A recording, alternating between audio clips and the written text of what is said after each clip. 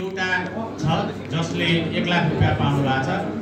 Online news portal 17वटा सूचीकृत छन् जसलाई 50,000 का दरले दिएको छ र यो चाहिँ साबिक चाहिँ 36,000 दिइरहेको ठाउँबाट यो वर्षबाट हामीले 50,000 पुर्याएको कुरा म जानकारी गराउन चाहन्छु।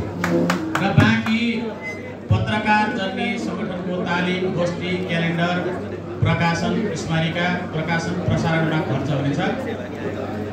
केही सञ्चार माध्यमलाई नगरको विकाससँग सम्बन्धित अडियो भिडियो कार्यक्रममा पनि खर्च हुँदै गरेको अवस्था छ।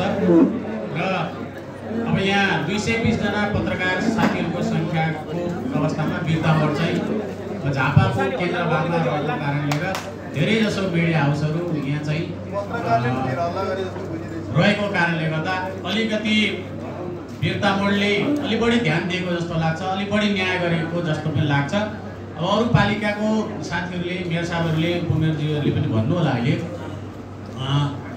त्यहाँ चाहिँ अब कसरी रकमलाई गरिएको के अरे वितरण गरिएको छ, दिएको छ सहयोग भन्ने कुरा यो कुरा छ। र समग्रमा लोकतन्त्र बचाउने खालको कुरा जुन आएको छ, वास्तवमा लोकतान्त्रिक आन्दोलन कुनै पनि प्रकारको आन्दोलनमा पत्रकार साथीहरूको चाहिँ जुन प्रकार हिजो विगतमा भूमिका त्यो भूमिका अहिले पनि रहनुपर्छ भन्ने कुरा मलाई लाग्छ।